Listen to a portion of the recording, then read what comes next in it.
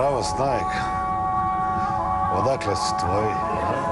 Kapetane Zemo. Pa kako ti je tako lijepo stado, toliko jaganjaca? Mogli bi nas dvoje Kapetane Zemo.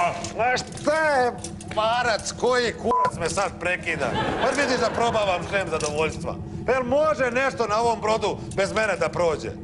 Brod je stao. A, znao sam. Pa mora stat, kako neće stat? Domaća proizvodnja, 30 godina star. Pa oni misle da ja mogu bez remonta da prođem pola kosmosa. Pa znam i zašto misle. Jer svako od njih kad dođe novi, sebi novo službeno vozilo, brod strane proizvodnje, ne domaće. A ti, Zemo, na zadatke sa polovnom domaćom plovilicom. Eto šta oni rade. Ma se njima, da ti ja kažem, što mi tražimo plod šljive već 30 godina. Za njih, a ne za nas.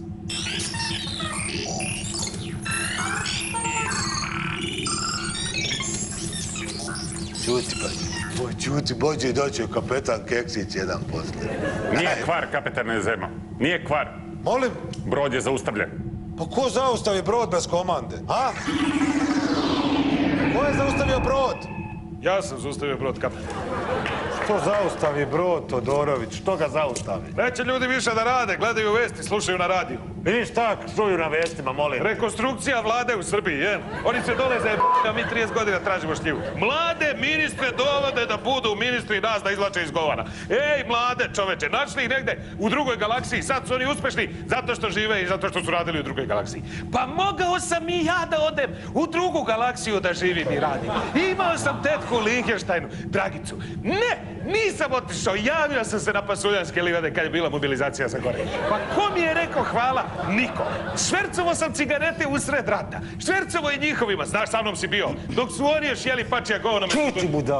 Čuti budalo, crna kutija sve snima, jesi ti normalno, to neko da čuje. Šta ti to u ruci? To je pokaž... Pa dobro, šta vi ljudi radite? Pa šta vi ljudi? Pa jel znaš da je zabranjeno držanje slika Mrkonijanaca na brodu, jel znaš? Pa ja mogu kad njega ljudi najviše vole, čoveče. Držali su njegovu sliku kao ikonu 30 godina. I kaže Sirće, držat će je ponovo. Stajala je i kod mene je stajala. Tamo mu kad kažu da nije bilo boljeg ministra od njega. Pa on je, čoveče, napravio 30 km mlečnog puta za 5 godina. 30 km za 5 godina. Pa mi smo 5 godina išli, evo ako oni naprave kilometar, mi se pomerimo. Oni kilometar, mi se pomerimo. Kartaš se danju, kartaš se noću. A plata ide ovako samo kaplje. Ne treba meni puno, ali ne kaplje, čoveče, i nek se ne radi puno. Ko ni ovi dole što ne rade. A dobro, znam, ja sećam se ja dobro toga.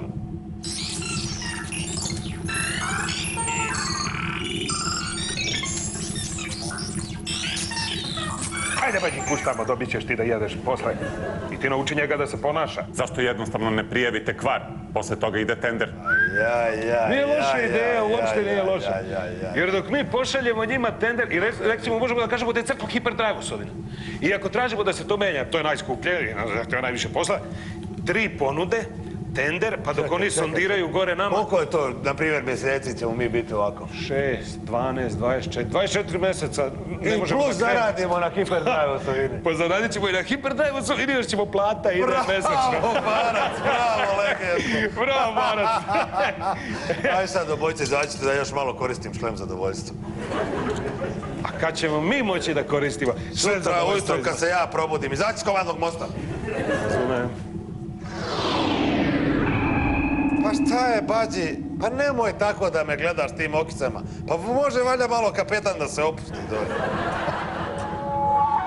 Zdravo, Snajk. Odakle su tvoji?